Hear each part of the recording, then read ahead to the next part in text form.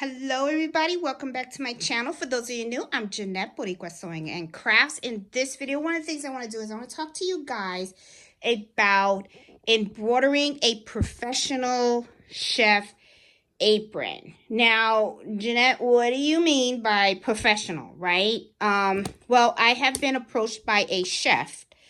This is something that they do.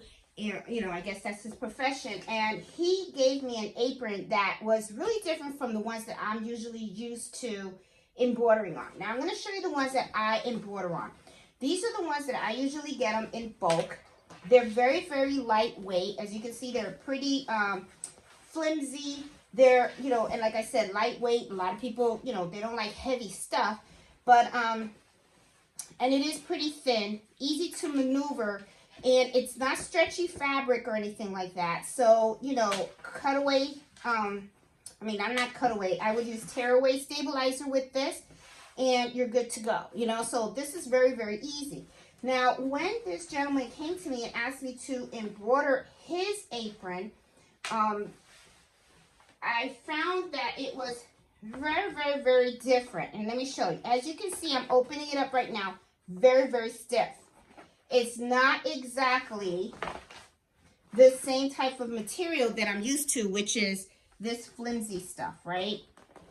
And I'm going to show you. I've already embroidered it, okay? I've already embroidered it for you, but, for him. But I wanted to show you this because I was like, after I did it, I was like, oh, this could have been a good video. But that's okay. I can give you the 411 on how I did this and some of the things that, my thought process of how to embroider this particular item.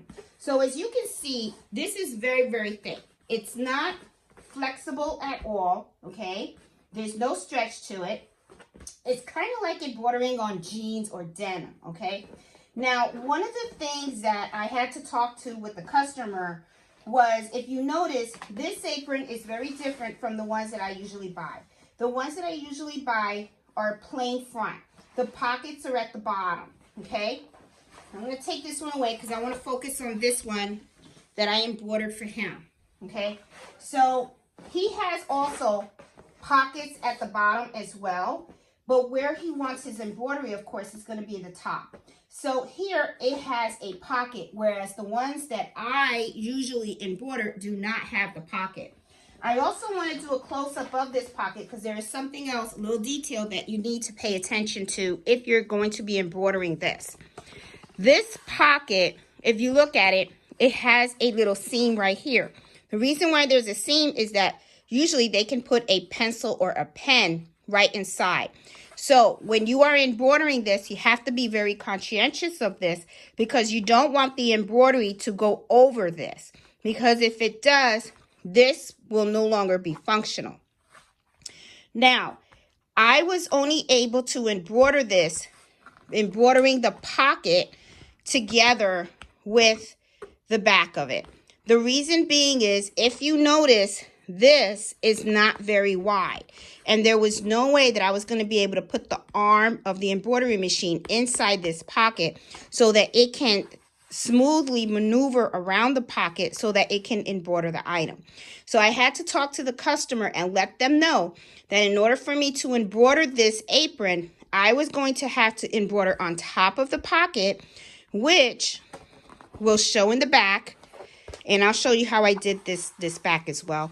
What's going to happen is, of course, it's going to close the pocket. And this pocket is no longer going to be functional at all, okay, because it's sewn together. However, though, I was able to position the logo in such a way that this pocket right here where they put the pencil in remains functional, okay? Now, of course, they gave me the file. I had it digitized. And one of the things that I did was I used my Embroidery software, and I'm sure the other embroidery software has this capability where you can print out the template of the embroidery file. And then what I did was I took it and I just taped it where I wanted to go on the pocket. I did this to make sure that it was centered on here, and also that any of these edges of the embroidery was not going to stitch over that line. Okay, that's how I did that. So I just went and I put this over here and, you know, hooped it. When I hooped this, I used this type of stabilizer. Now, did I have to use stabilizer? Honestly, I don't believe I did. I just use it because I'm always accustomed to it. This is cutaway stabilizer. I use this because, of course, I know this is going to get washed a lot. I used a cutaway stabilizer. This is very, very thick. Very thick. See how thick it is? And this was one concern that I had, and I even shared it with the customer. Right now, where I'm touching, this is just one layer of thickness. This pocket is 2 layers. I'm doing this, and I'm doing this. So it's the needle has to go through both layers in order to embroider. Okay? So I was a little concerned about that because of the thickness. I was thinking, is the machine going to be able to handle that? You know, because that is a lot of material.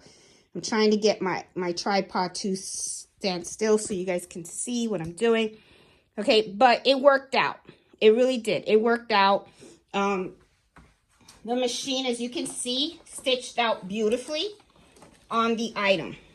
Okay, now I used a 40 weight thread with a 75/11 needle. Okay, and I also want to show you some swaps. Now, this is how I actually know where I want my item to be. I use this. This is a really good trick that a lot of people do. Print out your embroidery files and then place them where you want it to go. That way you can be sure that your embroidery is going to actually embroider where it's supposed to go.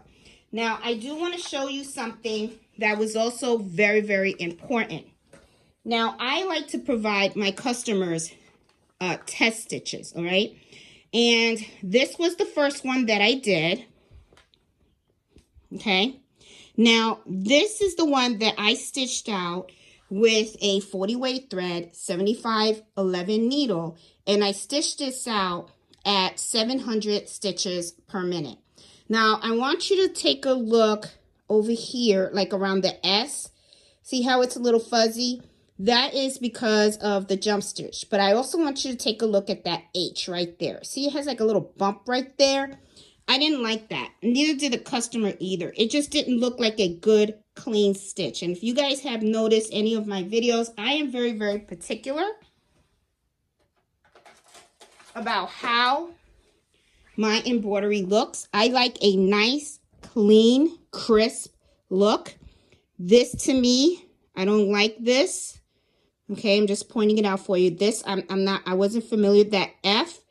That to me, see, looked like something happened there in that stitch. It's like a little fuzz. I wasn't very happy with that. So one of the things that I did was I told him, let me run it through the machine more. What I actually did was I lowered my machine to actually 450 stitches per minute. This was the result. Okay, so when I'm talking about slowing down your machine when you're embroidering, it does make a huge difference. As you can see, this actually looks cleaner, crisper. I mean, it really, it's the look that I want, okay? That's how I like my embroidery to look. This is when I had it at 700 stitches per minute, okay? And then I want you to look at when I slow down that machine. So when I tell you guys, don't rush your jobs, slow down the machine, it makes a difference. There you go. Okay. You see a really huge difference, especially when you're doing the fonts, small fonts like that. Look at how nice and crisp. Okay. So now what I did was I did it very, very slow on the machine. And this is the final product. And as you can see, it is nice and clear. Okay. See how it's nice and clear? Love that. And customers really happy too. Now let me talk to you a little bit about the back as well. Okay. Sometimes when you're doing embroidery, right? Sometimes, you know, once you are done with the back, okay, as you can see right below here, this is the cutaway stabilizer, okay? So usually what I'll do is I will cut around You don't cut up to the stitch, but you leave some on there, okay? Because you don't want to accidentally cut your stitching. I would cut around. Now, however, though, leaving this like this in the back of your apron can be kind of unattractive to customers. Okay, sometimes people don't like that. So what I usually do is I use this. This is a product called Cloud Cover, and I'll link it in the video description below. And really, this is the same thing as Tender Touch, all right? And then what I did was, as you can tell right here, I just cut a small piece, and the amount that I knew I needed was, I took, where is it? My little template, which I don't know where I placed right now at the moment, but here it is. I just took this, and then I just put it against here, you know, the thing, and then I said, okay, this is the amount that I need to cut. And then what I did was I just took it to an iron. I actually used an iron for this. I put this down. You take this, you put this down, okay? And then you take a piece of fabric. I don't iron right directly on it. I put a piece of fabric, and then I took the iron, and then I ironed it on. And then I just made sure that the edges and everything were well put, you know, well stuck on the item. So that's how I did that. So as you can see, it gives it a more attractive look in the back. You still see a little bit of the stabilizer, but it's not as like black. It's not out there. It's not slapping you in the face saying, here I am. It's more hidden, and it looks more attractive. So as you can see, this comes with straps, but they're leather straps. So this is a very expensive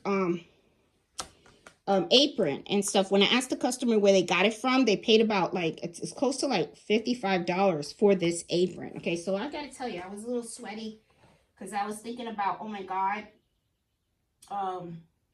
you know, don't mess this up, okay? Because it's going to be expensive for me to replace, but that's all right. But as you can see, it came out really, really nicely. Now, I did this on a multi-needle machine. Now, let's say you have a flatbed machine. Can this be done? Absolutely. This can be done on a flatbed machine, okay? Because this is flat, all right? You would just, you know, put the needle in underneath. What I would recommend is that you use cutaway stabilizer, just like I did. 75 11 needle, same way, 40 weight thread, but I would float it. I would float this item, and this can easily be done on a flatbed. So if you have an SC1900, this is not a problem, okay? The size of this is a 4x4. SC1900 is a 5x7 hoop. This would fit nicely. So you should have absolutely no problem doing this. Now, of course, you will have to babysit this, and I babysat this on the multi-needle machine as well. So I always like to make sure my stuff come out really nice. So, guys, I just wanted to share this. I am not going to show you a video of how, you know, this actually embroidered on the machine. You know, but I did want to talk to you guys a little bit about this apron. Talk to you about the material, because the material is pretty different. It's very, very thick, okay? And the pocket, okay? It has a separation in here that you really don't want to embroider over. So I wanted to show you guys how I actually use a template to put it on top so I can make sure that it was embroidered in the correct place. And talk to you about the material and how to actually do something like this if you ever need to, all right? So, guys, hope you like this video, and if you do, please give me a thumbs up. And if you're new to my channel, please consider subscribing, and hope you can join me every Friday at 8 o'clock Eastern Standard Time when I talk all about embroidering, sewing, and all other types of crafts. So I will talk to you guys later. Bye.